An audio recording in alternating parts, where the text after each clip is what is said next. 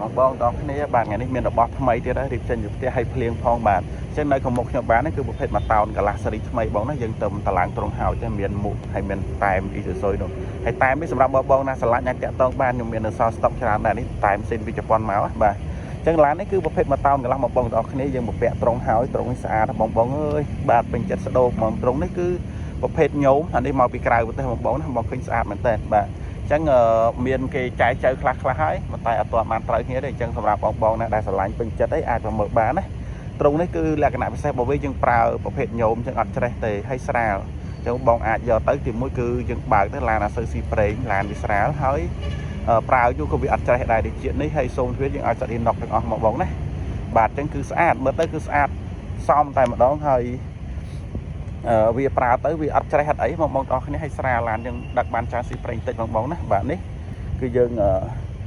រៀបចំហើយបងប្អូនណាមួយតោនកន្លះបាទហើយខាងក្រោមយើងមានដាក់អ៊ីស៊ូស៊ុយមាន logo ឲ្យទៀតបាទអញ្ចឹងសម្រាប់បងប្អូននៅខាងក្រុមហ៊ុន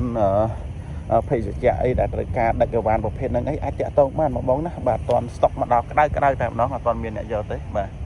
នេះប្រភេទមួយតោនកន្លះបងប្អូនទាំងអស់គ្នាមានក្នុងស្តុកស្រាប់បាទចង់ទិញលុយសុទ្ធក៏បានបង់រំលោះក៏បានយើងមានដៃគូសហការបាទជាមួយតិចនេះសិតអ៊ីណុកទាំងអស់បងណានេះជាតិនេះអ៊ីណុកបាទស្អាតនេះមុំនេះញោមបាទនេះញោមបាទនេះប្រភេទមួយតោនកន្លះកង់ដប់យ៉ាំធំអូដឹកមកឆ្ងាញ់តែម្ដងបងណាមានភ្លើងស្ញោឲ្យជុំវិញមកស្អាតតែម្ដងបងប្អូនទាំងអស់គ្នាហ្នឹងហើយសូមបញ្ជាក់បន្តិចសម្រាប់ឡានអ៊ីស៊ូស៊ុយបងប្អូនទាំងអស់គ្នាមួយតោនកន្លះនេះគឺពេញខ្នាតតែម្ដងបោតែម្ដងបាទមួយតោនកន្លះយើងគឺកាប៊ីនវាធំកាប៊ីនវាឈរជាមួយនឹងតែមនោះប្រើបញ្ជាក់ថាឡាននេះប្រើ turbo បាទហើយកៅអីរបស់វានេះមិនកៅអី2ទេកៅអីវា3បងប្អូនទាំងអស់គ្នាបាទនេះ3កៅអីបងប្អូនទាំងអស់គ្នាអែមបាទអញ្ចឹងយើងចុះខែចុះអីមានសែលមានអ្នកលើកអីវ៉ាន់មានអ្នកបើកបរគឺពេញចិត្តតែម្ដងបាទធំតលាយកាប៊ីនរបស់វាដាក់អីវ៉ាន់អីក៏ស្រួលដែរហើយកាប៊ីននេះអាចបត់បានបងប្អូនទាំងអស់គ្នាណាអាចបត់បានស្រួលឆែកប្រេងម៉ាស៊ីនឆែកអីជាពិសេសតាក់ទងទៅនឹងប្រវែងត្រង់ខាងក្រោមនេះគឺយើងធ្វើបានវិញបងណាត្រង់វានេះគឺ3.4 ម៉ែត្រហ្មងចឹងពីក្បាលដល់កតុយគឺល្មម5.2 ម៉ែត្របាទ5.2 ម៉ែត្រពីក្បាលដល់កតុយបងប្អូនណា